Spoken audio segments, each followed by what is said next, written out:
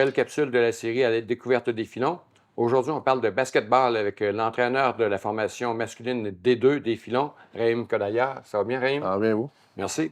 Raïm, votre saison régulière est maintenant terminée. Vous vous apprêtez à entreprendre les séries éliminatoires. Mais j'aimerais d'abord qu'on revienne sur votre saison. Ça a débuté plutôt difficilement, mais ça s'est bien terminé en force. Ouais, début difficile. On a eu beaucoup de blessures, manque d'effectifs au début. Les 5 premiers matchs, on a commencé 1-4, ce qui était vraiment difficile. Puis après ça, on a pris le rythme. Les joueurs sont revenus en force. Puis au moins, on a pris les 2 matchs les plus importants en première session, la session d'automne. Pour ce qui est de la deuxième session, c'était parfait en termes de résultats. Qu'est-ce qui a sonné le déclic, justement, au sein de l'équipe à partir de ce moment-là? Je dirais juste la chimie, comment les gens jouent ensemble, puis juste ça a pris beaucoup de temps avant qu'on comprenne comment vraiment jouer ensemble, puis avoir une certaine synergie qui était différente. Puis je pense que les blessures, puis je pense que les gens qui jouent de plus en plus ensemble en pratique, justement, ça l'a aidé. Fait que il n'y a rien de magique, c'est juste passer le plus de temps possible ensemble sur un terrain. Ouais. Est-ce qu'il y a eu des changements au sein de l'alignement en cours de saison? Oui, à partir de du 5e match, on a eu quelques joueurs qui sont arrivés au fond, qui étaient censés jouer avec nous, mais ils ont commencé à venir, trois joueurs en particulier au fond qui sont arrivés. Ça nous a vraiment aidés. On a perdu 2 gros joueurs, par exemple, avant ça, qui étaient vraiment importants. Mais ouais, l'arrivée de ces 3 joueurs-là, c'est sûr, ça a aidé l'effectif puis le programme un peu. On l'a mentionné, ça a été plus difficile en début de saison. Par la suite, ça a très bien été. À quoi, justement, tu attribues les récents succès de l'équipe? Comme je disais, là, c'est pas magique, juste la chimie, l'effort qu'ils mettent, plus le temps dans le gymnase ensemble. Puis c'est à peu près ça. Là. Je pense qu'il y a un plus gros sacrifice, je dirais, de l'équipe là, en termes de temps mis puis d'effort mis. Là. Beaucoup d'engagement. Exactement. Ouais. Dans le cadre de vos 6 derniers matchs, vous avez marqué 100 points et plus. Comment ne pas parler justement de votre attaque? Ouais, l'attaque, c'est pas un problème. Ça n'a jamais été un problème. C'est plus défensivement. Là. Défensivement, on est. Euh, si je suis honnête avec vous, pas très très bon. Là. Je veux pas, j'allais employer un mot assez difficile, mais ça va pas bien défensivement. Mais offensivement, là, on va toujours, comme je dis à mes joueurs, on va toujours être bon. Là. On a beaucoup d'armes offensives. C'est pas un problème, c'est plus défensivement. Là, maintenant qu'il faut qu'on arrête de céder 100 points, justement. Là. Et quand on parle d'offensive, on pense évidemment à Charles-Anthony Coffey, Herman, de même que Danick Gagné. Ah, des très bons joueurs de basket, des très bons joueurs de basket. C'est justement les 3 gars qui sont arrivés en renfort là, après le 5e match. Qui se connaissent déjà très bien, hein, ils jouent ensemble depuis longtemps. Fait que, non, c'est des très bons joueurs de basket, il n'y a rien à dire. Là. Récemment, l'organisation des Filons a ramené dans ses rangs l'entraîneur autrefois du D1, Jacques Pement. As-tu parfois l'occasion de discuter avec lui? Ouais, non, je connais Jacques. Il nous aide énormément là, au niveau du recrutement, puis au niveau de juste reconstruire un peu plus le programme, là, parce qu'il y a eu quelques difficultés. Très bonne personne, là, très bonne personne. Un grand nom là, dans le basket du Québec, là, justement. Fait que ça nous aide vraiment beaucoup. Là. On est chanceux et content de l'avoir, là, c'est sûr. Vous avez terminé la saison avec une fiche de 10 victoires, 4 défaites. Comment fonctionnent les séries et quand ça va débuter? On joue samedi, ce samedi qui arrive en barrage. Oui. C'est la 6e position contre la 3e position. On a fini 3e. Là, ça dépend. Là. Si on gagne, on va finir 3e pour affronter les 2e, l'autre bord. Il y a 2 sections, en fait.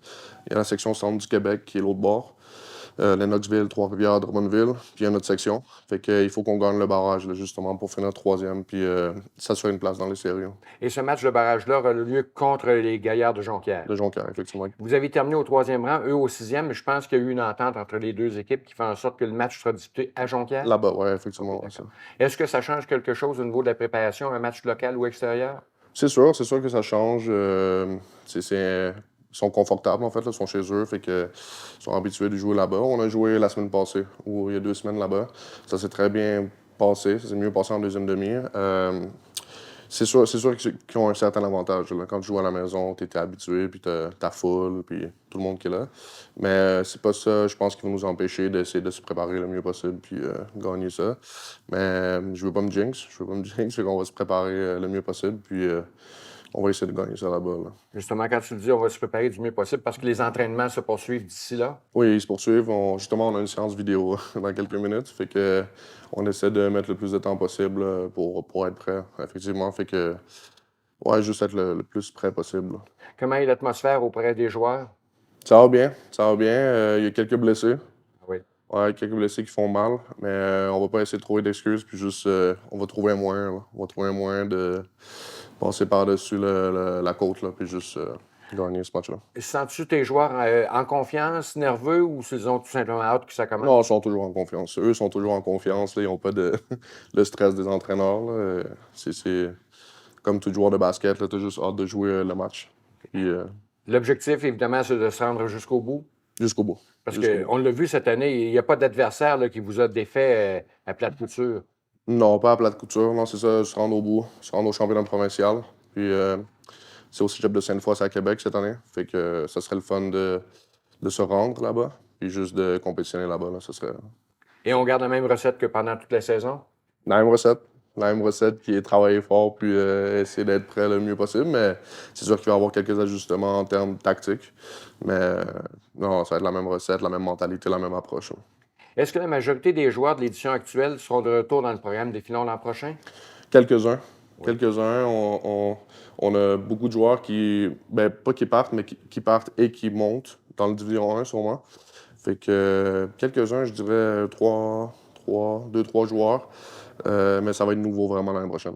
D'accord. J'allais te poser la question justement. L'équipe des deux, elle est là, en fait, pour tenter de former les joueurs en prévision de l'équipe des 1. Et on peut Ouais. attendre à ce qu'il y en ait quelques-uns qui fassent le saut l'an prochain. Ouais, c'est ça. J'ai deux joueurs, c'est sûr, qui font le saut. Trois peut-être. C'est sûr que, ben, en tout cas, moi, c'est ça que j'ai dit quand j'étais venu ici, c'est de justement les préparer pour le prochain niveau. Si eux, ils voulaient jouer au prochain niveau. Fait que c'est de les préparer puis de leur montrer que c'est ça qu'il faut que tu améliores pour aller Division 1.